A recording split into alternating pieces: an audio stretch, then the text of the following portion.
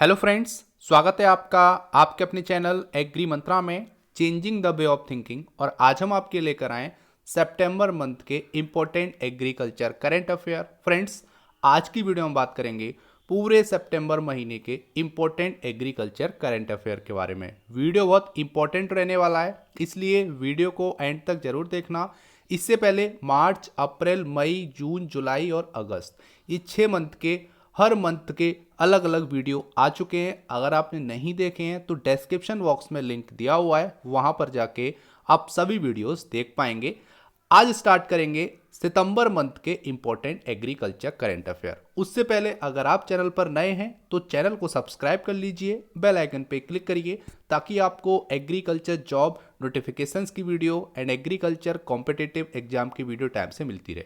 उससे पहले एक इन्फॉर्मेशन, अगर आपने अभी तक एग्री मंत्रा के सोशल मीडिया प्लेटफॉर्म्स पर उसको फॉलो नहीं किया है तो जल्दी से फॉलो कर लीजिए ताकि आपको लेटेस्ट न्यूज़ इंफॉर्मेशन वहां पर मिल सके। स्टार्ट करते हैं आज का मोस्ट इंपॉर्टेंट सेशन। सबसे पहला current affair, agriculture clock growth rate of 3.4% in Q1 despite GDP contraction. तो जैसा कि आपको पता है, अभी हाल ही में हमारे सेंट्रल स्टैटिस्टिकल ऑफिस, उन्होंने यहाँ पे जीडीपी कैलकुलेट की है क्वार्टर फर्स्ट की, जो कि क्वार्टर फर्स्ट रहेगा 2020-21 का। इस क्वार्टर फर्स्ट में एग्रीकल्चर एकमात्र ऐसा सेक्टर था जो कि पॉजिटिव में उसकी जीडीपी ग्रोथ रही है 3.4% की। अगर हम ओवरऑल बात करेंगे तो ओवरऑल जो इंडिया की जीडीपी है वो इस बार नेगेटिव में रही है -23.9%। ठीक है, -23.9% जो जीडीपी रही है वो रही है इस बार इंडिया की Q1 में 2020-21 की। ठीक है, इतना आपको पता रखना है। अब अगर हम बात करेंगे 2019-20 में एग्रीकल्चर की जीडीपी Q1 की कितनी थी, तो 3.0 थी। ठीक है, वो जो कि इस बार बढ़ के कितनी हो गई है 3.4। तो इतना आपको याद रखना है। नेक्स्ट क्वेश्चन यहां से बनेगा कि जो जीडीपी डेटा है वो कौन रिलीज करता है, तो सेंट्रल स्टैटिस्टिकल ऑफिस कैलकुलेट करता है जीडीपी का डेटा। इतना आपको पता रखना है। जो क्वार्टर फर्स्ट है वो आपका अप्रैल से लेके जून तक चलता है, अप्रैल, मई, जून। एक साल में टोटल यहाँ पे 4 क्वार्टर होते हैं। इतना आपको पता रखना है इंपॉर्टेंट करंट अफेयर से। आगे बात कर लेते हैं, Ladakh and Lakshadweep integrated in cluster of one nation one ration card scheme. तो यहाँ पे सेंटर की एक फ्लैगशिप स्कीम जिसका नाम है one nation one ration card scheme, इसकी अगर बात करेंगे तो लद्दाख और लक्षद्वीप जो कि सितंबर मंथ में इंटीग्रेट हो गए थे इस स्कीम में जिसका नाम है one nation one ration card. अगर हम बात करेंगे अभी तक का, तो अभी तक तो हो गए टोटल 28 स्टेट और यूनियन टेरिटरी जो इस स्कीम को अपने स्टेट में इंप्लीमेंट कर चुके हैं। सितंबर तक 26 स्टेट और यूनियन टेरिटरी थे। अभी अगर मैं आज की बात करूंगा तो अभी तमिलनाडु और अरुणाचल प्रदेश और जुड़ गए। ठीक है, मतलब इसको जोड़ के 26 हो गए थे। उसके बाद यहाँ पे 2 स्टेट और बोल सकते हो, तमिलनाडु और अरुणाचल प्रदेश जुड़ गए। ठीक है, तो टोटल यहाँ पे 28 स्टेट और यूनियन टेरिटरी हो गए प्रेजेंट में।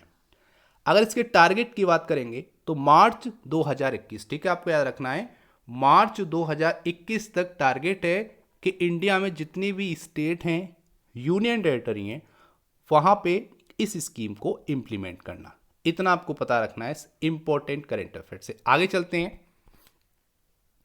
Andhra Pradesh CM Jagan Mohan Reddy flag off South India first and country second Kisan rail between Anantapur and New Delhi on 9 सितंबर। तो यहां बात हो रही है साउथ इंडिया की पहली और कंट्री की दूसरी किसान रेल के बारे में, जिसका हरी झंडी दिखाई है हमारे आंध्र प्रदेश के सीएम जगन मोहन रेड्डी जी और हमारे union agriculture minister Narendra Singh Tomar ने 9 सितंबर 2020 को इस रेल को, किसान रेल को हरी झंडी दिखाई गई। यहां पे अब बात आएगी कि ये दूसरी है, तो इससे पहली वाली जो किसान रेल थी वो कब लॉन्च हुई, तो वो आपकी हुई थी 7 अगस्त। ठीक है, 7 अगस्त 2020 को भारत की पहली किसान रेल चली जो कि आपकी देवलाली महाराष्ट्र से दानापुर बिहार गई।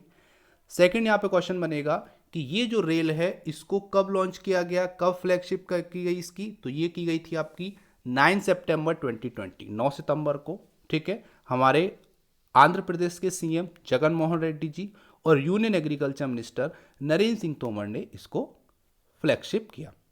आगे अगर हम बात करेंगे तो साउथ इंडिया की ये पहली है और कंट्री की ये दूसरी ट्रेन है जो अनंतपुर से न्यू दिल्ली जाएगी। अगर हम बात करेंगे आंध्र प्रदेश का तो ओवरऑल जो फ्रूट प्रोडक्शन है उसका लगभग 15.6% जो है आंध्र प्रदेश का शेयर है global fruit production of India. इतना आपको पता रखना है इस इंपॉर्टेंट करंट अफेयर से। उम्मीद करते हैं यहां तक आपको समझ में आ रहा होगा, करंट अफेयर अच्छे लग रहे होंगे। आगे बात कर लेते हैं तो यहां पर है organic food processing unit inaugurated in Uttar Pradesh, 5000 farmers likely to benefit. तो यहां बात हो रही है, ये जो न्यूज़ है वो 9 सितंबर की, मैं आपको डेट बताता जाऊंगा, डेट बहुत इंपॉर्टेंट है, यहां से क्वेश्चन आ जाएगा कि 9 सितंबर को यूपी के बाराबंकी में organic food processing unit inaugurate की गई। ठीक है, यूपी के बाराबंकी में, मैं लिख देता हूं, यूपी का जो बाराबंकी है वहां पे इसको इनॉग्रेट किया गया। ठीक है, इस ऑर्गेनिक फूड प्रोसेसिंग यूनिट को ओपन होने से 5000 फार्मर को हेल्प मिलेगी। ठीक है, इसका जो इन्वेस्टमेंट है वो काफ़ी इंपॉर्टेंट है क्योंकि यहां से क्वेश्चन बन सकता है 50.33 करोड़। ठीक है, 50.33 करोड़ रुपए का यहां पे इन्वेस्टमेंट किया गया है इस ऑर्गेनिक फूड प्रोसेसिंग को ओपन करने के लिए। और ये ओपन किया था हमारी former union minister of food processing industry, ठीक है, हरसिमरत कौर बादल जी ने। इतना आपको पता रखना है। ठीक है, 9 सितंबर की न्यूज़ है। ठीक है, इतना आपको यहाँ पे जानकारी होनी चाहिए। आगे चलते हैं, एक और important, SBI has launched loan product सफल फॉर ऑर्गेनिक कॉटन ग्रोअर। तो यहां पे बात हो रही है, एसबीआई ने अभी हाल ही में एक लोन प्रोडक्ट लॉन्च किया है जिसका नाम है सफल, SAFAL, जो कि ऑर्गेनिक कॉटन ग्रोअर्स के लिए लॉन्च किया है। इसके बारे में थोड़ा सा जान लेते हैं। तो सबसे पहले सफल की फुल फॉर्म जान लेते हैं। एस से यहां पे बात करेंगे तो एस और ए से यहां पर है सेफ। ठीक है, उसके बाद एफ से क्या है यहाँ पे फास्ट, ए से क्या है एग्रीकल्चर और एल से है लोन। तो यहां पर safe and fast agriculture loan is known as Safal. ये जो प्रोडक्ट है ये हमारे भारतीय ऑर्गेनिक कॉटन ग्रोअर्स के लिए लॉन्च किया है एसबीआई बैंक ने। एसबीआई क्या करेगी, आर्टिफिशियल इंटेलिजेंस और मशीन लर्निंग यूज करेगी और यहाँ पे जो कॉटन ग्रोअर्स हैं उनको लोन प्रोवाइड करेगी। ठीक है, अब यहाँ पे एसबीआई से क्वेश्चन बनता है तो एसबीआई के प्रेजेंट चेयरमैन कौन है ये आपको याद रखना है। तो प्रेजेंट चेयरमैन बनाए गए हैं दिनेश कुमार खारा। ठीक है, मिस्टर डी के खारा is the present chairman of SBI. Headquarter है इसका मुंबई में। इनको 3 साल के लिए चेयरमैन बनाया गया है। इससे पहले रजनीश कुमार थे, आपको पता होगा। आगे बात करेंगे इसका टैगलाइन क्या है। एसबीआई बैंक का टैगलाइन पूछा जाता है, आपको पता होना चाहिए। एसबीआई बैंक का टैगलाइन है the nation banks on us, pure banking nothing else, with you all the way. ये इसका टैगलाइन है, ये आपको याद रखना है। ठीक है, आगे बात करेंगे तो union minister for agriculture and farmer welfare Shri Narendra Singh Tomar launches 22 bamboo cluster in 9 state. तो हमारे प्रेजेंट के union minister of agriculture and farmer welfare Narendra Singh Tomar ने 22 बम्बू क्लस्टर लॉन्च किए हैं 9 स्टेट में। तो वो 9 स्टेट कौन सी हैं ये आपको पता होना चाहिए। पहला है गुजरात, फिर एमपी, महाराष्ट्र, उड़ीसा, आसाम, नागालैंड, त्रिपुरा, उत्तराखंड और कर्नाटक। ठीक है, ये 9 स्टेट हैं। किसने लॉन्च किया है, हमारे नरेंद्र तोमर जी ने, जो कि यूनियन मिनिस्टर ऑफ एग्रीकल्चर हैं। यहाँ पे लोगो भी रिलीज किया गया है, ये भी आपको याद रखना है। और यहाँ पे अगर हम बात करेंगे तो department of agriculture and farmer welfare की एक स्कीम है जहाँ पे 10,000 FPO को प्रमोट करना है। ठीक है, उनको यहाँ पर जनरेट करना है। एक तरह से बोल सकते हो कि 10,000, ठीक है, 10,000 FPO फार्मर प्रोड्यूसर ऑर्गेनाइजेशन को सेटअप करना आने वाले 5 सालों में, उनको प्रमोट करना, उनको गाइडलाइन प्रोवाइड कराना, ये हमारे एग्रीकल्चर डिपार्टमेंट की स्कीम है। और आने वाले 5 सालों में 10,000 FPO all over the India इनको सेटअप करनी। ठीक है, इतना आपको पता रखना है इस इंपॉर्टेंट करेंट अफेयर से। आगे चलते हैं, ई foundation stone laid for national training academy for rural self employment training institute in Bangalore. तो यहाँ पे बात हो रही है कि बेंगलुरु में, ठीक है, ई फाउंडेशन स्टोन रखा गया है national training academy for rural self employment training institute का, ठीक है। इसकी अगर हम थोड़ा सा बात कर लेते हैं तो ये 2 सितंबर को रखा गया, ठीक है, 2 सितंबर को रखा गया। आगे याद करने वाली बात क्या है कि national academy of road safety, जिसको NAR के नाम से जानते हैं, इसने इसको हेल्ड किया 2 सितंबर को, ठीक है। थोड़ा सा आपको इनके बारे में जानकारी रखनी है। आगे बात करेंगे तो YS Jagan cabinet approve agriculture electricity cash transfer scheme. तो अभी हाल ही में आंध्र प्रदेश के CM जगन मोहन रेड्डी ने, या बोल सकते हो जगन कैबिनेट ने, वहां के कैबिनेट ने एक एग्रीकल्चर स्कीम को अप्रूवल दिया है जिसका नाम है agriculture electricity cash transfer scheme. इसकी अगर हम बात कर लेते हैं तो ये लॉन्च की गई 3 सितंबर को, ठीक है, 3 सितंबर को इसको लॉन्च किया गया। इसकी ऑब्जेक्टिव क्या है ये भी जान लेते हैं। तो इसका जो नाम है वो तो मैंने आपको बता दिया, इसको फ्री इलेक्ट्रिसिटी स्कीम के नाम से जाना जाता है, free electricity scheme cash transfer. यहाँ पे अगर हम बात करेंगे तो फार्मर्स को जो बिल उनका आता है, जो उनकी ट्यूबवेल हैं या फिर उनके घर का जो बिजली बिल आता है, उसका बिल गवर्नमेंट ऑफ इंडिया उनके अकाउंट में ट्रांसफ़र करेगी और फिर वो उस बिल का भुगतान कर सकते हैं। ये स्कीम है, सिंपल। इसको आने वाले 30 से लेकर 35 ईयर्स तक इस फैसिलिटी को प्रोवाइड कराया जाएगा। मतलब है कि ये जो स्कीम है वो आने वाले 30 से 35 साल तक चलेगी, ये कहना है वहाँ के CM का, ठीक है। आगे चलते हैं, एक और important current affair. Prime minister Narendra Modi on 10 September 2020 launch ₹20,050 crore प्रधानमंत्री मत्स्य संपदा योजना। तो PMMSY योजना लॉन्च की है 10 सितंबर 2020 को हमारे प्राइम मिनिस्टर नरेंद्र मोदी ने। इसके बारे में थोड़ा सा जान लेते हैं। तो यहाँ पे सबसे पहले आपको डेट याद रखनी है, 10 सितंबर को लॉन्च की गई है। यहाँ पे बात करेंगे तो इसका जो कैबिनेट से अप्रूवल मिला था वो 20 मई 2020 को, मतलब 20 मई 2020 को यहाँ पे अप्रूवल मिल गया था इस स्कीम के लिए, ये भी आपको याद रखना है। नेक्स्ट यहाँ पे आएगा, इसको डिजिटली लॉन्च किया गया 10 सितंबर को। ये अभी तक का हाईयर एवर इन्वेस्टमेंट है एनिमल हस्बेंड्री सेक्टर में, जो कि 20,050 करोड़ का है। इस स्कीम को आने वाले 5 सालों के लिए लॉन्च किया गया है, जो कि 2020-21 से 2024-25 तक चलेगा।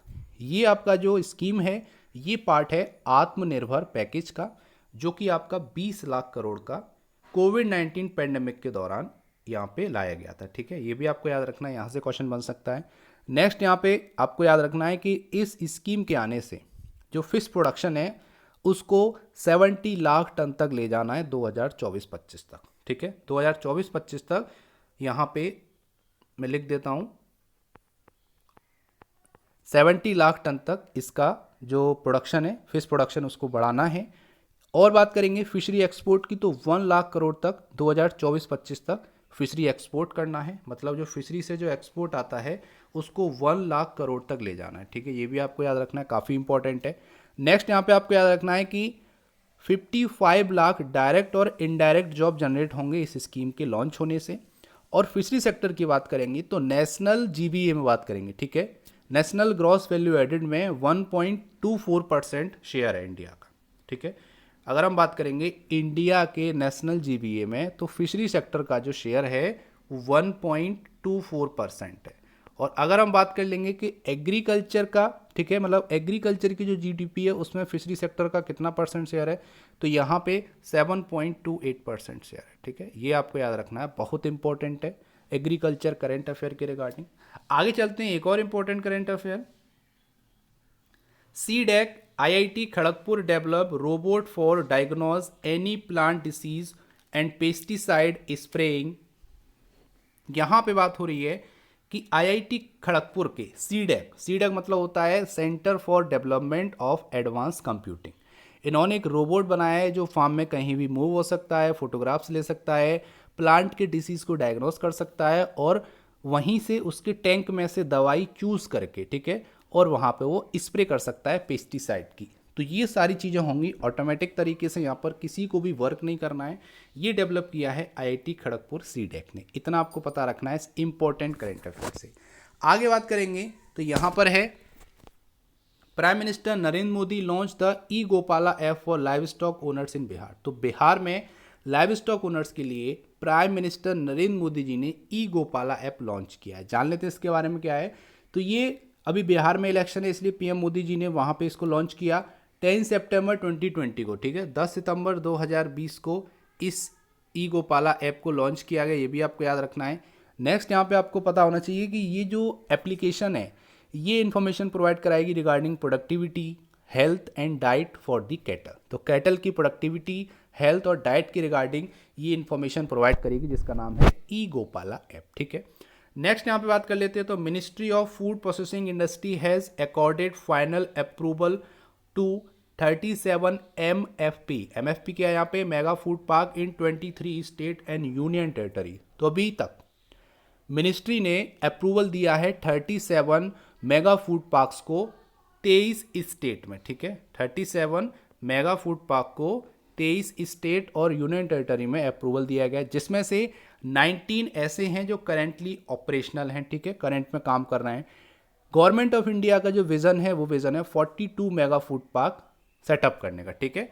42 का टारगेट है, जिसमें से 37 को अप्रूवल मिल गया है, 19 ऑपरेशन में है, याद रखना है। यहाँ पे मेगा फूड पार्क से क्या होगा, लोगों को डायरेक्ट और इनडायरेक्ट एम्प्लॉयमेंट मिलेगा, फार्मर का बेनिफिट होगा।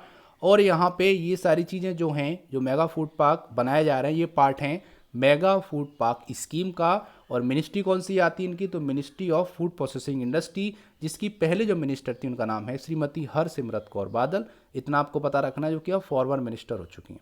आगे बात कर लेते हैं। तो यहाँ पे बोला गया है setting up of new branch in Gujarat of national research centre on camel NRCC Bikaner. तो NRCC बीकानेर की एक नई ब्रांच सेटअप की गई है गुजरात में। जान लेते हैं क्यों की गई है। तो ये जो न्यू ब्रांच है ये कैमल के लिए ओपन की गई है। इसकी बात करेंगे तो इनका उद्देश्य है कि वहाँ की जो खारिया कैमल है, ठीक है, एक खारिया प्रजाति है, तो खारिया कैमल को यहाँ पर प्रोटेक्ट करना, उनको बचाना है, ठीक है, उनकी ब्रीड को बचाना है। और इसी के लिए NRCC ने एक MOU साइन किया है वहाँ की कामधेनु यूनिवर्सिटी गुजरात से, ताकि उसके फर्दर ब्रीड कन्वर्जेशन हो सके। मतलब है कि उस ब्रीड को बचाया जा सके, प्रोटेक्ट किया जा सके, उस पर और रिसर्च किया जा सके। इसीलिए NRCC ने कामधेनु यूनिवर्सिटी गुजरात के साथ एक MOU भी साइन किया है। ये सब हुआ था 15 सितंबर को ये हुआ है, तो आपको डेट भी याद रखनी, ठीक है। आगे बात करेंगे तो ICAR declare Shweta Kapila cow as Goan breed. तो यहाँ पे बात हो गई, ICAR ने भी हाल ही में डिक्लेयर किया है कि जो श्वेता कपिला गाय है गोवा की, उसको अब गोवन ब्रीड के नाम से जाना जाएगा, ठीक है। जान लेते हैं इसके बारे में। तो यहाँ पे बात हो रही है कि गोवा की जगह है वालपोई, साकेरी और कुछ अलग एरिया हैं गोवा के, वहाँ पर ये प्रजाति पाई जाती है, जिसका जो नाम है वो श्वेता कपिला है। इसको अभी हाल ही में ICAR national bureau of animal genetic resource ने रिकॉग्नाइज किया है एज ए गोवन ब्रीड। अब इसको गोवन ब्रीड के नाम से जाना जाएगा। जैसे भरतपुर की अगर होती है तो उसको भरतपुरी बोलते हैं, ठीक है। तो ऐसे ही अब इसको गोवन ब्रीड के नाम से जाना जाएगा, जो कि श्वेता कपिला काऊ है।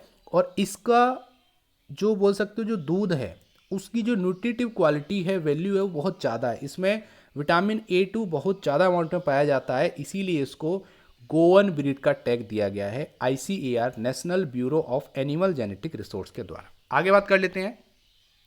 MP Shri Arun Singh and Meenakshi Lekhi launch KVIC innovative project dignity in Delhi. तो डिग्निटी एक प्रोजेक्ट है KVIC का, उसको दिल्ली में लॉन्च किया गया। जान लेते हैं इसके बारे में।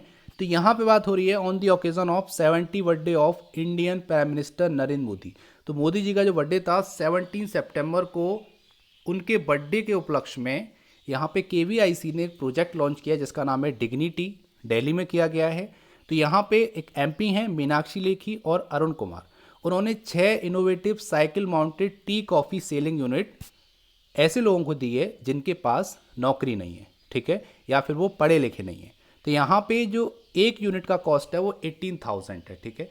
तो इसमें क्या होगा कि एक यूनिट है, उस यूनिट में चाय बनाने का, कॉफ़ी बनाने का पूरा सेटअप होगा। उसकी जो कीमत है वो 18,000 रखी गई है। तो ये यहाँ पे प्रोजेक्ट लॉन्च किया गया ताकि जो लोग गरीब हैं उनका यहाँ पर रोजगार मिल सके, उनका जीवन यापन हो सके, ठीक है। इतना आपको पता रखना है। आगे बात करेंगे तो केरला एग्रीकल्चर यूनिवर्सिटी इंट्रोड्यूस जीवनी अ न्यू हेल्थ ड्रिंक। तो केरला एग्रीकल्चर यूनिवर्सिटी ने एक न्यू हेल्थ ड्रिंक इंट्रोड्यूस किया है जिसका नाम है जीवनी।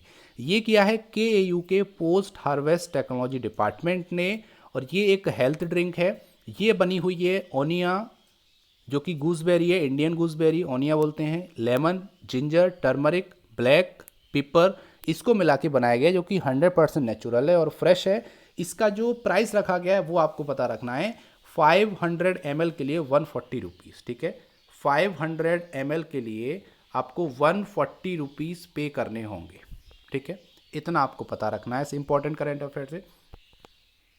आगे बात करेंगे, Amul to invest ₹15,000 crore in 2 year to set up dairy, edible oil, bakery, potato processing plant. तो अभी अमूल ने अनाउंसमेंट किया है कि वो आने वाले 2 सालों में 1500 करोड़ रुपए इन्वेस्ट करेगा dairy, edible oil, bakery, potato और प्रोसेसिंग प्लांट सेटअप करने में। तो यहाँ पे आपको पता होगा, Gujarat cooperative milk marketing federation limited, जिसको GCMMF के नाम से जाना जाता है, which market dairy product under the Amul brand, ठीक है, जो कि डेयरी प्रोडक्ट को मार्केट करती है अंडर अमूल ब्रांड।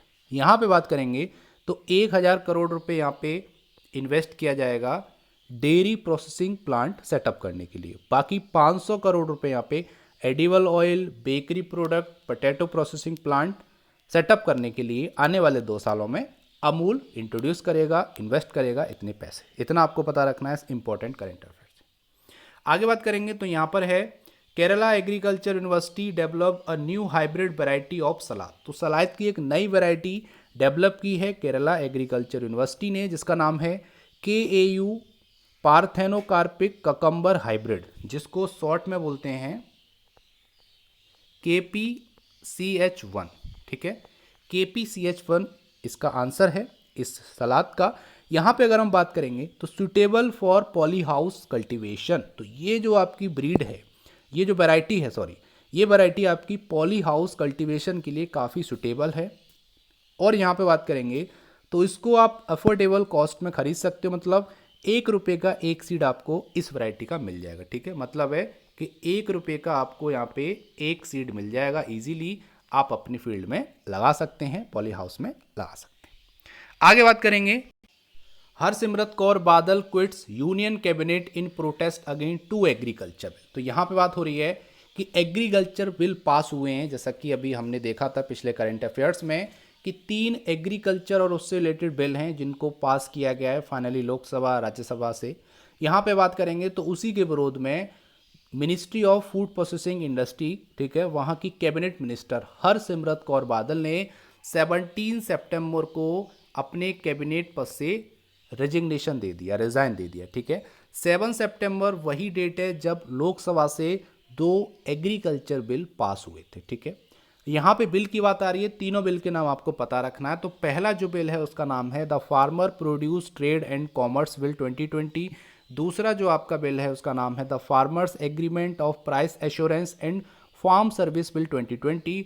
और थर्ड और इम्पोर्टेंट एग्री बिल है जिसका नाम है the essential commodity amendment bill 2020। ये 3 बिल ऐसे हैं जो फाइनली आज की तारीख में पारित हो चुके हैं, ठीक है, विधेयक के रूप में पारित हो गए हैं पूरे भारत में।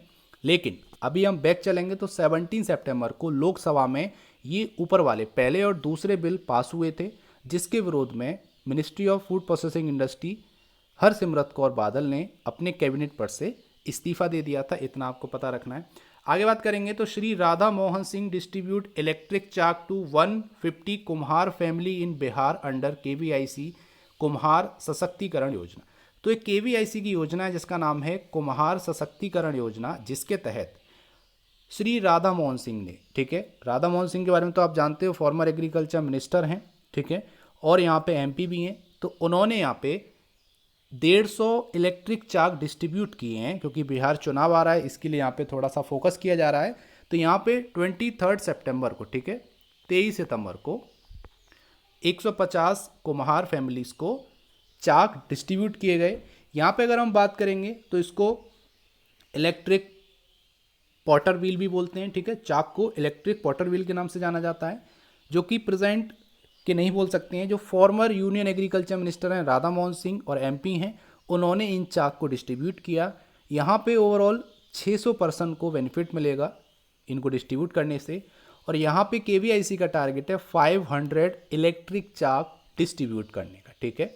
इतना आपको पता रखना है इंपॉर्टेंट करेंट अफेयर से। फ्रेंड्स, अगर आपको वीडियो पसंद आ रही है, हेल्पफुल लग रही है, तो वीडियो को लाइक जरूर करना और वीडियो को शेयर जरूर करना, ताकि सभी स्टूडेंट तक सितंबर का करेंट अफेयर पहुंच सके।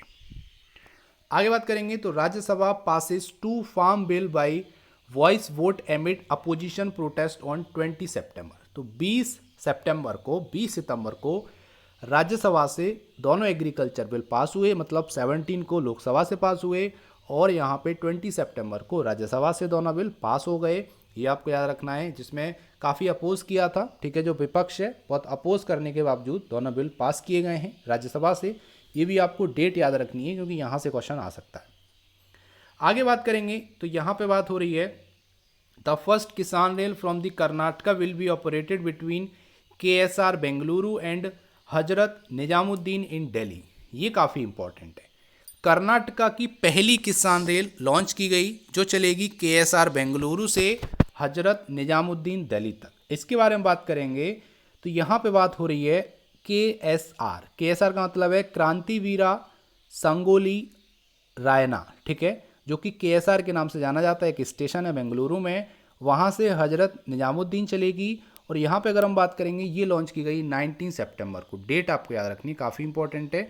19 सितंबर को कर्नाटका की पहली किसान रेल लॉन्च की गई यहाँ पे अगर हम बात करेंगे तो ये 30 टन वेजिटेबल्स और अदर प्रोडक्ट को अपने बेंगलुरु से KSR स्टेशन से कहाँ लाएगी, हजरत निजामुद्दीन दिल्ली लेकर आएगी। इतना आपको याद रखना है।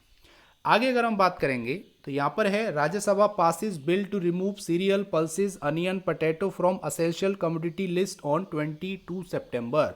अब बात हो रही है तीसरे बिल की, जिसका नाम है the essential commodity amendment bill 2020। यहाँ पे उस बिल को पास किया गया जिसके तहत उस लिस्ट से, जिसको एसेंशियल कमोडिटी लिस्ट बोलते हैं, वहाँ से सीरियल को, पल्सेस को, अनियन, पोटैटो को उस लिस्ट से बाहर कर दिया गया है, ठीक है। अब सेंट्रल गवर्नमेंट का उसकी डिमांड पे, सप्लाई पे, रेट पे कोई भी रेगुलेशन नहीं रहेगा, ठीक है। अब यहाँ पे अगर हम बात करेंगे तो ये किया गया है कि किसान अपनी फसल को किसी भी कीमत पे बेच सकता है, लेकिन अब देखते हैं कि इसका एडवांटेज मिलेगा या फिर डिसएडवांटेज मिलेगा। यहाँ पे बात हो रही है तो थोड़ा सा जानना पड़ेगा कि 22 सितंबर को, ठीक है, 22 सितंबर डेट आपको याद रखनी है। 22 सितंबर को पार्लियामेंट से ये बिल पास हुआ, जहाँ पे serial, pulses, oil seed, edible oil, onion, potato को असेंशियल कमोडिटी लिस्ट से बाहर कर दिया गया। ये आपको याद रखना है। और यहाँ पे अगर हम बात करेंगे तो इसको लोअर हाउस से पास किया गया था 15 सितंबर को, ठीक है। इतना थोड़ा सा आपको नॉलेज होनी चाहिए। अब यहाँ पे बात आती है, agriculture minister has inaugurate the international hostel and skill development centre for the Bihar agriculture university. तो BAU बिहार एग्रीकल्चर यूनिवर्सिटी में 18 सितंबर को, ठीक है, डेट आपको याद रखनी है, 18 सितंबर को हमारे प्रेजेंट के union agriculture minister Narendra Singh Tomar ji ने इंटरनेशनल हॉस्टल और स्किल डेवलपमेंट सेंटर ओपन किया बिहार एग्रीकल्चर यूनिवर्सिटी में। आपको बता दें, जब उन्होंने रिजाइन किया ministry of food processing industry अपने कैबिनेट पर से हरसिमरत कौर बादल ने, तो उनका भी यहाँ पे उनको पदभार ग्रहण करना पड़ा, ठीक है। तो यहाँ पे अभी प्रेजेंट बात करेंगे तो नरेंद्र सिंह तोमर ही ministry of food processing industry का जो कैबिनेट पद है उसको भी वो संभाल रहे हैं, जो कि एक अतिरिक्त यहाँ पे कार्यभार उनको मिला हुआ है। आगे बात कर लेते हैं। Shri Narendra Singh Tomar launches centralise farm machinery performance testing portal. तो हमारे प्रेजेंट के union agriculture minister Narendra Singh Tomar ने एक टेस्टिंग पोर्टल लॉन्च किया जिसका नाम है centralise farm machinery performance testing portal. ये किया गया है आपका, काफ़ी इंपॉर्टेंट है, 24 सितंबर को, ठीक है, 24 सितंबर को लॉन्च किया गया है। इस पोर्टल के आने से, ठीक है, इस पोर्टल के आने से जितने भी आपकी टेस्टिंग इंस्टीट्यूट है, ठीक है, ट्रेनिंग एंड टेस्टिंग इंस्टीट्यूट जो कि ट्रैक्टर की और बाकी इम्प्लीमेंट की टेस्टिंग करते हैं, वहाँ पर ट्रांसपेरेंसी देखने को मिलेगी और जो टेस्टिंग टाइम है वो भी रिड्यूस होगा, ठीक है, ये आपको याद रखना है। और ये पोर्टल डेवलप किया है department of agriculture corporation and farmer welfare ने, जो कि मिनिस्ट्री ऑफ एग्रीकल्चर हम बोल सकते हैं। इतना आपको पता रखना है इंपॉर्टेंट करेंट अफेयर से। आगे बात करेंगे, Haryana and Punjab government to slash mandi fee levied on basmati rice by 50% और मोर। तो हरियाणा और पंजाब गवर्नमेंट ने वहाँ के बासमती राइस से जो फ़ी लगती है, मंडी फ़ी लगती है, उसको कम किया है, उसको घटाया है 50% और उससे ज़्यादा तक। जान लेते इसके बारे में। तो यहाँ पे अगर हम बात करेंगे तो ये बात हो रही है कि 23 सितंबर को, ठीक है, 23 सितंबर को ये यहाँ पे हरियाणा और पंजाब गवर्नमेंट की तरफ से स्टेटमेंट आया था। वहाँ पे अगर हम बात करेंगे तो पंजाब ने मार्केट डेवलपमेंट फ़ी, जिसको MDF बोलते हैं, ठीक है, मार्केट डेवलपमेंट फ़ी, और एक आपका होता है रूरल डेवलपमेंट फ़ी, दोनों फ़ी यहाँ पे कम की हैं। जिसको यहाँ पे अगर हम बात करेंगे तो 2% से 1%, तो मार्केट डेवलपमेंट फ़ी वो लेकर आए 2% से 1, मतलब पहले 2 था, अब वो 1 हो जाएगा। और रूरल डेवलपमेंट फ़ी की बात करेंगे तो यहाँ पे वो लेकर आए हैं 2 से, ठीक है, सॉरी, ठीक है, 2 से 1, दोनों को यहाँ पे 2 से 1 लेकर आए हैं। और अगर हम बात करेंगे हरियाणा की तो हरियाणा ने 2% से 0.5 लेकर आए, मतलब है कि MDF 2% लगता था और RDF 2% लगता था, तो उसको यहाँ पर 0.5% कर दिया गया है मार्केट फ़ी को घटाकर। यहाँ पे अभी तक जो चल रहा था, करेंटली कंडीशन चेंज हुई है। उससे पहले बात करेंगे तो जितने भी आपके राइस मिल थे और जो प्रोसेसिंग यूनिट थी उनको 4% पे करना होता था मंडी फ़ी, ठीक है। जब वो APMC से बासमती राइस परचेस करते थे उनको 4% यहाँ पे करना होता था, उसके बाद वो बासमती राइस का प्रोसेसिंग कर पाते थे। अब उसको हटा के 1% तक और 1/2% तक लाया गया है, ठीक है। और ये किया गया है हरियाणा और पंजाब गवर्नमेंट ने 23 सितंबर। इतना आपको पता रखना है इंपॉर्टेंट करेंट अफेयर से। आगे बात करेंगे, union minister Shri Narendra Singh Tomar inaugurate India agriculture research institute Assam. तो यहाँ पे हमारे union agriculture minister Narendra Singh Tomar ने IARI इंस्टीट्यूट इनॉग्रेट किया है असम में। इसके बारे में जानेंगे तो ये किया गया था 25 सितंबर को, ठीक है, डेट आपको याद रखनी है 25 सितंबर। यहाँ पे अब एक नया कैंपस IARI का ओपन किया गया जो कि गोगामुख असम में ओपन किया गया है। इसका जो नाम है उसका नाम रखा जाएगा पंडित दीनदयाल उपाध्याय, ठीक है। और इस कैंपस के ओपन होने से, IARI कैंपस के ओपन होने से वहाँ के जो आसपास के स्टेट हैं जैसे अरुणाचल प्रदेश, मेघालय, मणिपुर, मिजोरम, नागालैंड, त्रिपुरा और सिक्किम जैसे स्टेट्स को बहुत फ़ायदा मिलेगा। और बोल सकते हो एग्रीकल्चर एजुकेशन में बढ़ावा मिलेगा, वहाँ के लोगों को, फार्मर्स को ट्रेनिंग मिल सकेगी। तो इस एडवांटेज के लिए नरेंद्र सिंह तोमर ने 25 सितंबर को IARI का नया कैंपस गोगामुख असम में लॉन्च किया है। आगे बात करेंगे, centre reject Bengal CM request to route PM Kisan fund via state government. तो यहाँ पे बात हो रही है कि बंगाल की CM ने रिक्वेस्ट की थी कि आप जो PM किसान फंड के तहत जो स्कीम है प्रधानमंत्री किसान संपदा योजना, इसकी अगर हम बात करेंगे, सॉरी, प्रधानमंत्री किसान निधि, ठीक है, जिसमें 6,000 रुपये किसान के खाते में सालाना भेजती है सेंट्रल गवर्नमेंट, ठीक है। तो उन्होंने कहा था कि आप डायरेक्टली किसान के खाते में ना भेज के उस पैसे को आप स्टेट गवर्नमेंट को दीजिए, स्टेट गवर्नमेंट अपने अकॉर्डिंग फार्मर्स को उस पैसे को ट्रांसफ़र करेगा।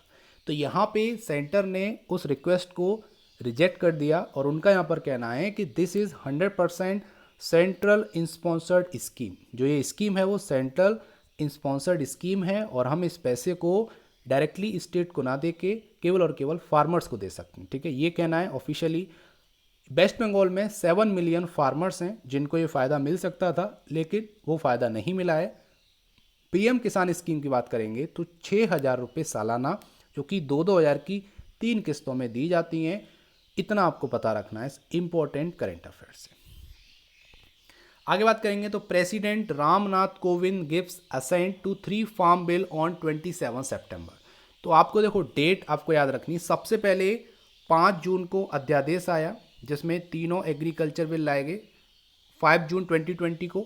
उसके बाद 17 जून को लोकसभा से ये पास हो गए बिल दोनों। उसके बाद यहाँ पे आया 20 सितंबर को राज्यसभा से ये दोनों बिल पास हुए।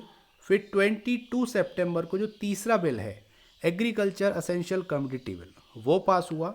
और फाइनली 27 सितंबर को राष्ट्रपति जी की मंजूरी मिल गई उन तीनों बिल को और वो finally all over the India bill पारित हो गया, ठीक है। इतना आपको पता रखना है। तो डेट यहाँ से पूछी जाएंगी जो कि आपको याद रखनी है, कब अध्यादेश आया, कब लोकसभा से पास हुए बिल, कब राज्यसभा से हुए, कब आपका फाइनल प्रेसिडेंट की मंजूरी मिली। ठीक है, आगे बात करेंगे तो FSSAI ban mixing of edible oil in mustard oil from 1 अक्टूबर। तो FSSAI ने यहाँ पे बैन किया है कि अब आप मस्टर्ड ऑयल के साथ कोई भी एडिबल ऑयल मिक्स नहीं कर पाएंगे 1 अक्टूबर से। ठीक है, तो पहले क्या था कि थोड़ी सी मंजूरी मिल गई थी कि आप थोड़ा बहुत अदर वेजिटेबल ऑयल ऐड कर सकते हैं, लेकिन यहाँ पे अब जो कंज्यूमर हैं, ठीक है, डोमेस्टिक लेवल पे बात करेंगे तो लोगों की सेहत का ख्याल रखने के लिए सेंट्रल गवर्नमेंट के निर्देश थे कि आप केवल मस्टर्ड ऑयल के लिए ही डोमेस्टिक तरीके से उसको सेल कर सकते हैं। इसीलिए FSSAI ने जो मिक्सिंग होती थी अदर एडिबल ऑयल की मस्टर्ड ऑयल में, उसको बैन कर दिया है, जो 1 अक्टूबर से लागू हो गया। अगर आप ऐसा करेंगे तो आपको यहाँ पर जेल और यहाँ पे आपको जुर्माना देना पड़ सकता है। आगे बात करेंगे, Andhra Pradesh chief minister Jagan Mohan Reddy launch YSR Jal कला scheme 2020 for farmer.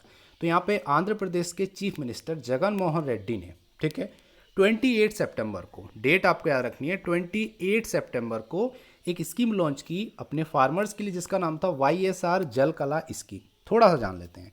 Under this scheme borewell will be dug free of cost. ठीक है, मतलब है कि जो बोरवेल है उनको डग किया जाएगा, खोदा जाएगा, बोरिंग की जाएगी फ्री ऑफ कॉस्ट, वो भी ज़रूरतमंद फार्मर्स के लिए, जिनको ज़रूरत है, उनके पास खेत है और वो अपना बोरवेल नहीं लगा पा रहे हैं, तो आंध्र प्रदेश की गवर्नमेंट उनके लिए फ्री ऑफ कॉस्ट बोरवेल लगाएगी।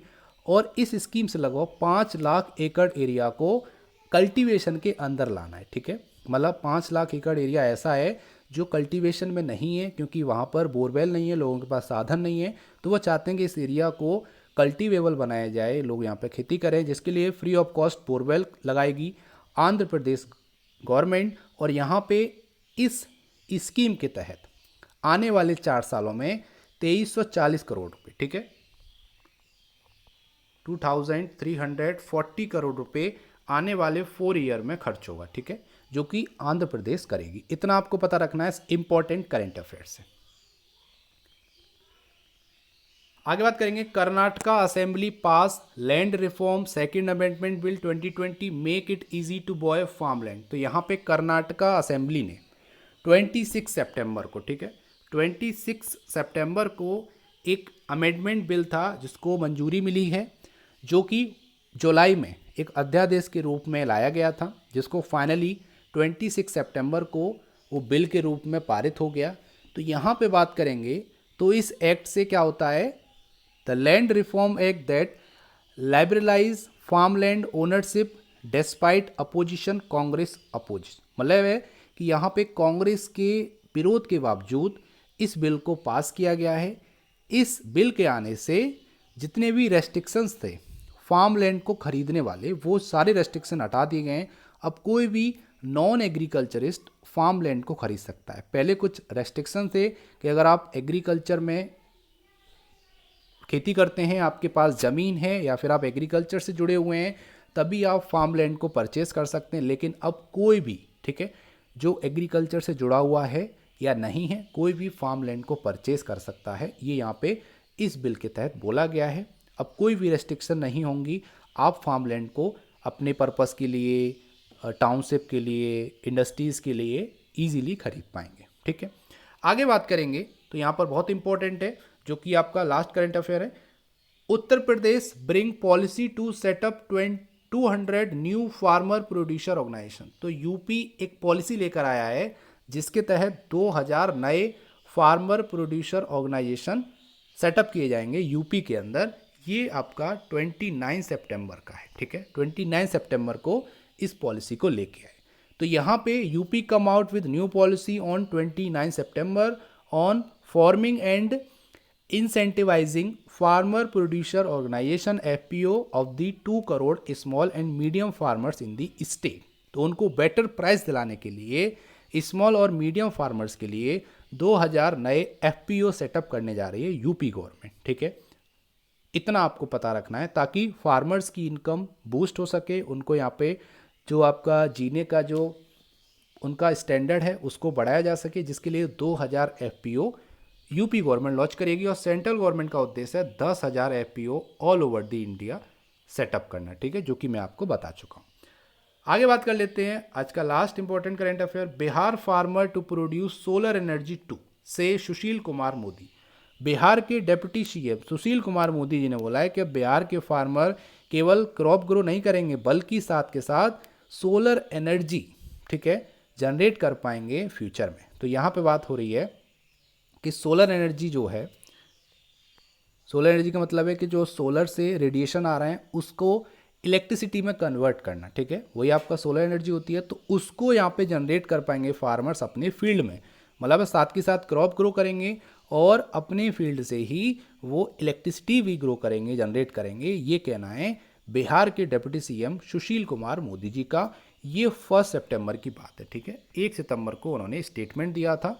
इतना आपको पता रखना है इस इम्पोर्टेंट करेंट अफेयर से। उम्मीद करते हैं यहाँ तक आपको समझ में आया होगा। तो ये हो गया पूरे सितंबर मंथ का इम्पोर्टेंट करेंट अफेयर, जिसमें हमने सितंबर मंथ में जो भी इम्पोर्टेंट करेंट अफेयर्स थे, न्यूज़ थे, वो हमने यहाँ पे डिस्कस किए।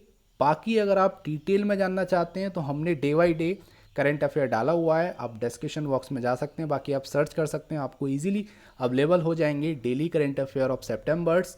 वहाँ पर आप डिटेल में करंट अफेयर को पढ़ सकते हैं। बाकी ये पूरे मंथ का करंट अफेयर हो गया है, उम्मीद करते हैं यहाँ तक आपको समझ में आया होगा, ठीक है।